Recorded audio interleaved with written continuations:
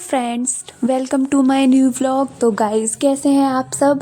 और आप सभी को नववर्ष की हार्दिक शुभकामनाएं। भगवान करे आप जो भी सक्सेस अचीव करना चाहते हैं वो इस साल आपको मिल जाए और आप बहुत ज़्यादा आगे बढ़ें। तो फ्रेंड्स, आज का थंबनेल आपने देख ही लिया होगा और ये मेरी वीडियो स्पेशली हाउसवाइफ के लिए रहने वाली है, क्योंकि मैं खुद भी एक हाउसवाइफ हूँ और मैं बहुत ज़्यादा रिलेट कर पाती हूँ कि हाउसवाइफ की लाइफ कैसी होती है और हाउसवाइफ को अपने करियर के लिए क्या करना चाहिए। तो फ्रेंड्स, फिर मैं शुरू करती हूँ आज का व्लॉग। तो फ्रेंड्स, एक हाउसवाइफ सुबह से लेकर शाम तक घर में काम करती है और इतना ज़्यादा मेहनत करती है सिर्फ अपनी फैमिली के लिए, एक ऐसी फैमिली के लिए। एक जब लड़के की शादी होती है तो वो अब बचपन से जिस घर में रही होती है, जिन माँ बाप के साथ रही होती है, जिन भाई बहन के साथ उसने अपना पूरा बचपन बिताया होता है, उसे उन सबको छोड़ के एक नई फैमिली में आना पड़ता है और वो आके वहाँ पे एडजस्ट होने की पूरी कोशिश करती है। और कोई भी लड़की ऐसा नहीं चाहती कि वो इस फैमिली में आई है तो वो उन लोगों से अच्छा बिहेव ना करे, वो उन लोगों की रिस्पेक्ट ना करे। वो सब कुछ करना चाहती है, क्योंकि फ्रेंड्स, जब एक लड़की अपना घर छोड़ के दूसरे घर में जाती है उसको पता होता है कि हाँ, अब यही उसका घर रहने वाला है और सारी फैमिली उसकी अपनी फैमिली बनने वाली है। तो वो सबको खुद शुरू से अपना समझने लग जाती है। लेकिन प्रॉब्लम पता है कहाँ आती है?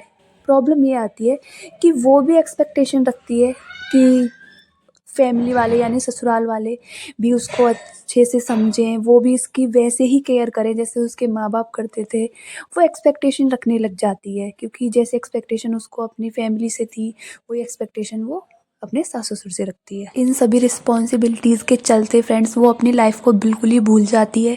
एक टाइम मेरे साथ भी ऐसा था, जब मेरी शादी हुई तो उसके बाद मैं पूरी तरह से अपने ससुराल को अपनी फैमिली मान चुकी थी और एक टाइम ऐसा आ गया था कि मैं सुबह से शाम तक बस काम में लगी रहती थी। और उस टाइम मेरा एमए कंप्लीट ही हुआ था, मैंने बीएड भी नहीं करा था और मैंने कोई भी कुछ भी नहीं सोचा था कि मुझे अपनी लाइफ में कुछ करना है। मैंने सिर्फ एक मेरा यही पर्पस था कि बस मुझे अब अपने घर की जिम्मेदारी संभालनी, एक अच्छी बहू बनना है, एक अच्छी बीवी बनना है, ये सब कुछ। लेकिन फिर फ्रेंड्स, मैं प्रेग्नेंट हुई, मेरी बेटी हुई और उसके बाद मुझे रियलाइज़ होने लगा कि नहीं, क्योंकि मैं सुबह से शाम तक जिन लोगों के लिए मेहनत करती थी, जिन लोगों के लिए काम करती थी, उनकी नज़रों में मेरी कोई भी रिस्पेक्ट नहीं थी। और आप सुबह से लेकर शाम तक कितने ही मेहनत क्यों ना करिए, लेकिन एक फैमिली में आप सपोज कीजिए, एक फैमिली में दो बहुएं हैं। एक बहू जो सुबह से लेकर, जिसने अपनी पूरी लाइफ अपने ससुराल वालों के लिए, फैमिली वालों के लिए सारी लाइफ अपनी बर्बाद कर दी। वो उनका अच्छे से ख्याल रखती, उनको नई नई डिश बना के खिलाती, सब कुछ किया उसने। अपनी ज़िंदगी के सारे जो गोल्डन ईयर्स थे वो सारे उसने अपने ससुराल वालों को दे दिए। और एक तरफ वो बहू है जो आज इंडिपेंडेंट वूमेन है और जो जॉब करती है।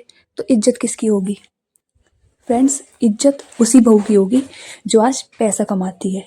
क्योंकि आप दिल से कितने ही अच्छे क्यों ना हो, लोगों को ये मैटर बिल्कुल नहीं करता। लोगों को मैटर करता है कि आप पैसा कितना कमाते हैं। और पता है फ्रेंड्स, जब आपके पास पैसा होता है ना, तो आपको अपने रिश्ते किसी से सुधारने की ज़रूरत नहीं पड़ती। जो पैसे वाले लोग होते हैं उनके रिश्ते खुद ब खुद सुधर जाते हैं। आज आप दिल के कितने ही अच्छे हो, आप सामने वाले के लिए कितने ही एफर्ट्स डालिएगा, आप अपना पूरा टाइम दीजिएगा, जबकि जो टाइम की वैल्यू होती है वो पैसे की वैल्यू नहीं होती है, फिर भी आपके टाइम की कोई वैल्यू नहीं करेगा। वैल्यू करेगा सिर्फ आप पैसों की। लोगों को मैटर करता है कि आप उन पर कितना खर्च कर सकते हैं, आपकी लाइफ स्टाइल कैसी है। अगर आप गरीब हैं तो सामने वाला आपको ऐसे ही जज करेगा। आप दिल के कितने भी साफ हैं, उनको कोई फर्क नहीं पड़ने वाला है। तो ये बात आप अच्छे से समझ लीजिए। जब मैंने ये चीज़ें फील करी, मुझे रियलाइज़ हुआ कि हाँ यार, मैंने जिन लोगों के लिए इतनी मेहनत करी किया, उनकी नज़रों में फिर भी मैं किसी के लिए अच्छी नहीं हूँ। तो इससे बेटर क्या है? इससे बेस्ट ऑप्शन मेरे पास है कि मुझे नहीं बनना अच्छी बहू। हाँ, मैं लोगों के लिए करना चाहती हूँ और मैं जो मेरा नेचर है वो मैं करूँगी, हमेशा करूँगी। लेकिन अच्छी बहू बन के मुझे कोई अवार्ड नहीं मिलने वाला। मैं सुबह से शाम तक काम करूँगी, फिर भी मैं अच्छी बहू की कैटेगरी में नहीं आने वाली। क्योंकि आप सामने वाले के लिए 2 एफर्ट्स करोगे ना, तो वो आपसे एक्सपेक्टेशन रखेगा कि आप 4 एफर्ट्स करो। आप 4 करोगे तो वो एक्सपेक्टेशन रखेगा 6 करो। उसकी एक्सपेक्टेशन की जो लिमिट है ना, वो बढ़ती चली जाएगी और आप इस बीच में पता है क्या होगा? आप अपने आप को खोते चले जाओगे।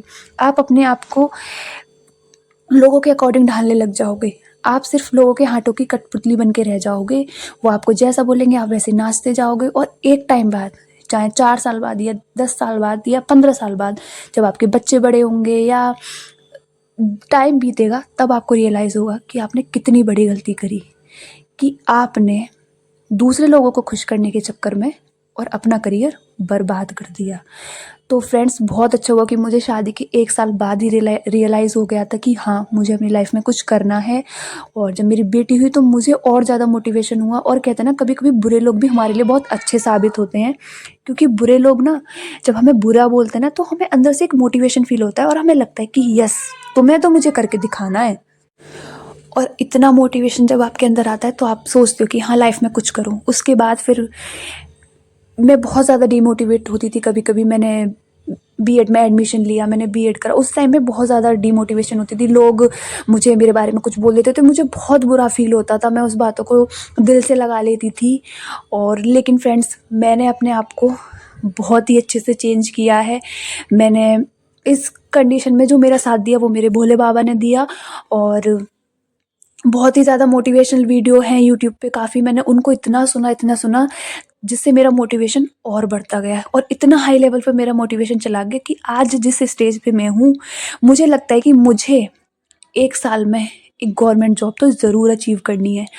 और फ्रेंड्स, वो मुझे मेरे खुद के लिए करनी है, क्योंकि मेरे सपने हैं। मुझे नहीं जीनी वो वाली लाइफ कि मैं बस यही सोचती रहूं कि अरे यार, घर में पैसे की दिक्कत है तो मैं अपने लिए नहीं खर्च कर सकती, मुझे अपने बच्चे के लिए करना है। हाँ, अगर मैं जॉब करूंगी, मैं कहीं अच्छी जगह स्टैंड लूंगी, तो मेरा मन है मैं सबके लिए खर्च करूं, मैं सबके लिए खर्च करूं, लेकिन मैं किसी के आगे हाथ ना फैलाऊं। मुझे कॉम्प्रोमाइज़ नहीं करना, मुझे अपनी लाइफ जीनी है, क्योंकि भगवान ने हमें एक ही लाइफ दी है। और मुझे इस एक ज़िंदगी में ना 100 ज़िंदगियों को जीना है फ्रेंड्स। और मैं हर हाउस वाइफ से यही कहूँगी कि आप ना इस चक्कर में अपनी ज़िंदगी बिल्कुल बर्बाद मत करिए कि आप सुबह उठी, घर के काम करे, बच्चों को संभाला, फिर आपस से वही ज़िंदगी आपकी रिपीटेड होती जा रही है, रिपीटेड मोड पे आपकी ज़िंदगी चलती जा रही है। ठीक है, अगर आपका गवर्नमेंट जॉब नहीं लेनी, बहुत से मेरे फ्रेंड्स हैं वो नहीं चाहते होंगे कि उन्हें गवर्नमेंट जॉब लेनी है, तो कोई नहीं, आप कुछ ना कुछ ऐसा तो करिए जो आपको थोड़ा अलग बनाए।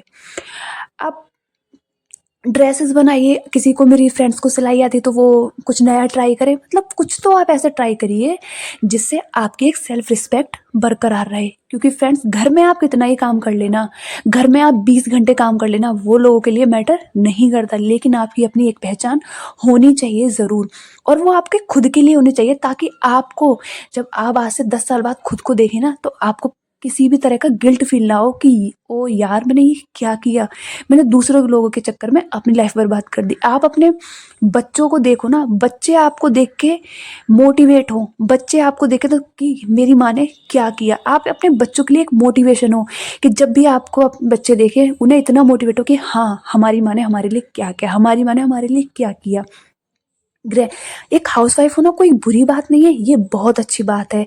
आप सब में हाउसवाइफ ही हैं, और हम कहीं भी कितनी भी जगह स्टैंड ले लेंगे, फिर भी एक हाउसवाइफ वाली जॉब हम कहीं ना कहीं उसको ज़रूर निभाएंगे, क्योंकि वो हमारी अच्छा ही है। हमें घर को मैनेज करना, बच्चों को संभालना, बहुत सारी चीज़ें करनी हमें अच्छे से फील होता है, लेकिन उसके साथ ज़रूरी है कि अपनी सेल्फ रिस्पेक्ट को बरकरार रखना और अपने आप को एक ऐसी स्टेज पे लेके जाना जहाँ सामने वाले ना आपकी वैल्यू करे, आपकी रिस्पेक्ट करे। आपको ज़बरदस्ती से किसी से रिस्पेक्ट नहीं करा सकते अपनी। आपको उस मुकाम पे जाना है कि सामने वाला आपकी खुद रिस्पेक्ट करे। और ये रिस्पेक्ट पता है कब बनेगी? जब आप खुद अपनी रिस्पेक्ट करोगे। आप खुद सोचोगे कि भगवान ने ये लाइफ आपको किस लिए दी है और आप अपनी लाइफ को किस चीज़ में बर्बाद कर रहे हो। देखो, मैं एग्जाम्पल देती हूँ आपकी। बहुत सारी हाउसवाइफ हैं, वो घर में काम करती हैं।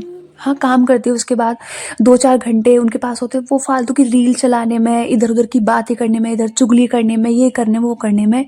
ये चीज़ें आप बिल्कुल भी छोड़ दीजिए। और अगर आपने अपने करियर में कुछ करने का सोचा है फ्रेंड, जिस स्टेज पे मैं हूँ, मुझे 2025 में एक गवर्नमेंट जॉब लेनी ही लेनी है। मैं आपको बताती हूँ फ्रेंड्स, मैं सिर्फ घर में रह के काम करती हूँ, अपने बच्चे को देखती हूँ और अपनी पढ़ाई करती हूँ। इसके अलावा इस टाइम मैंने कहीं भी आना जाना बंद कर रखा है, ना मुझे लोगों से ज़्यादा बात करना अच्छा लगता है। सामने वाले लोग सोचते हैं, सामने वाले लोग आपको जज करेंगे कि अरे यार ये तो बड़ी इंट्रोवर्ट है, इसको तो किसी से बात करना अच्छा नहीं लगता। लेकिन कुछ टाइम बाद वही लोग आपकी तारीफ करेंगे कि हाँ यार कुछ तो दम था इसमें, जो इसने इतना सब मैनेज करने के बाद भी आज ये गवर्नमेंट जॉब ले ली। तो आप अभी आपको कोई कुछ भी बोले, अभी सामने वाले सोचे अरे ये तो बात ही नहीं करती, आपको कोई कुछ भी समझे, लेकिन आपको ये टाइम यूटिलाइज करना है अपनी करियर को आगे बढ़ाने के लिए, अपने ग्रोथ के लिए, अपनी सक्सेस के लिए।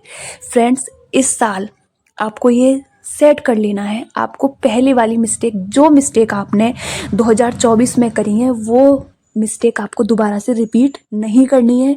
चाहे वो आपके काम को लेके हो या आपकी पढ़ाई को लेके स्ट्रेटजी को रहने वाली हो, चाहे आपके नेगेटिव थॉट्स को जो भी आपकी गलती है आप नोट करिए, नोट डाउन करके और आज ही के आज प्रण लीजिए कि हमें ये गलती दोबारा से रिपीट नहीं करनी है। और अभी आप कॉपी और पेन उठाइए और आप उसमें अपने गोल लिखिए कि आपका 1 साल में क्या गोल है, आपका विद इन 6 मंथ क्या गोल है, और आप धीरे धीरे गोल सेट करिए। फर्स्ट तो आप अपने जनवरी महीने का गोल सेट करिए कि आपको इस जनवरी के महीने में क्या अचीव करना है।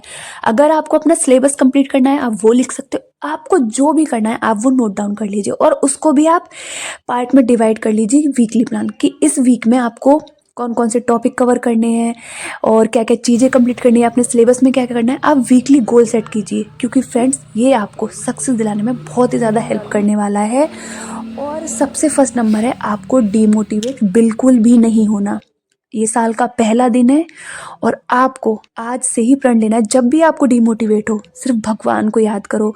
भगवान से अच्छा कोई भी मोटिवेशनल स्पीकर हो ही नहीं सकता। आप अपनी आइज़ को बंद करो, बस भगवान सोचो, क्योंकि अगर आप मेहनत कर रहे हो ना, भगवान आपको ज़रूर सफलता दिलाएंगे, मेरा ऐसा मानना है। आप सच्चे दिल से सिर्फ मेहनत करिए और इतना ज़्यादा परेशान होने की क्या ही ज़रूरत है। आप ये सोचिए कि आपको लाइफ में कुछ करना है, ठीक है, और लाइफ में कुछ अचीव करने के लिए हमें क्या करना होता है, मेहनत। और हमारा काम है सिर्फ मेहनत करने का, रिजल्ट देना किसके हाथ में, भगवान के में। डीमोटिवेट बिल्कुल मत होइए और एक ही चीज़ को अपना भगवान मान के मत चलीजिए। जैसे कि अभी मैं DSSB TGT की तैयारी कर रही हूँ, मेरा टारगेट है मुझे अच्छे से करनी है, सारी चीज़ें बहुत अच्छे से करनी है, स्मूथली करनी है और मुझे विदाउट एनी प्रेशर के करनी है। क्योंकि मैं सोचूं DSSB वालों ने सिलेबस बहुत ज़्यादा दे दिया है, भाई मैं इसको कैसे कर पाऊंगी। अब आप ये सोचिए ना कि वो सिलेबस सिर्फ मेरे लिए तो नहीं है ना ज़्यादा, वो तो हर बच्चे के लिए ज़्यादा है। सिलेबस तो सभी के लिए बराबर है ना।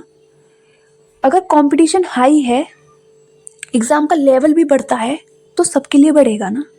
आपका काम क्या है, आपका काम है सिर्फ मेहनत करने का और बिना प्रेशर के मेहनत करने का। अगर आप सोचें ना कि दिन रात आप प्रेशर लोगे, फ्रेंड्स आप नहीं कर पाओगे, क्योंकि प्रेशर के आगे हम कुछ भी नहीं कर सकते। आप देखो कि इतना बड़ा सिलेबस है, आप गोल सेट करिए कि मुझे ये वाला टॉपिक इस हफ्ते कंप्लीट करना है या मुझे ये टॉपिक करने हैं, और फिर उनको रिवाइज करिए। बेटर है कि 1000 चीज़ें करने से अच्छा होता है कि एक चीज़ को 1000 बार करा जाए, यानी प्रैक्टिस। चाहे आपसे जितना सिलेबस हो पा रहा है ना आप उतना करिए, लेकिन सिलेबस को साथ के साथ रिवाइज भी करिए। क्योंकि अगर एग्ज़ाम की डेट आती है तो आपको एग्ज़ाम हॉल में जाके ये नहीं लगेगा कि मैंने ये पढ़ा तो था पर मुझे नहीं आ रहा। आप जब उन क्वेश्चंस को देखेंगे ना जो आपको बहुत अच्छे से आते थे, चाहे आपको 4 क्वेश्चन ना आए लेकिन आपको 10 क्वेश्चन आते हैं, आपको बहुत अच्छा फील होगा कि थैंक गॉड मैंने इनको तो अच्छे से किया ना। तो फ्रेंड्स आप जितना भी करिए ना उनको उसको अच्छे से रिवाइज करिए, और मेरा भी यही टारगेट है कि मुझे चीज़ें अच्छे से रिवाइज करनी है। और अपने गोल को सेट करिए और हमेशा मोटिवेट रहिए। और फ्रेंड्स किसी के मोटिवेट करने से कुछ नहीं होता, हमारा मोटिवेशन हम खुद ही होते हैं। हमें पता है कि हमें लाइफ में क्या करना है। अगर आप डिमोटिवेट हो रहे हो, सबसे पहला रास्ता है भगवान के पास जाओ, भगवान आपको कभी डिमोटिवेट नहीं होने देंगे। और सेकंड है, आप वो चीज़ें सोचो कि जब अपनी लाइफ में आप एक अच्छी जगह स्टैंड ले लोगे तो उस टाइम आपकी लाइफ कैसी होगी, या आज से 2 साल बाद आपकी लाइफ कैसी होने वाली है।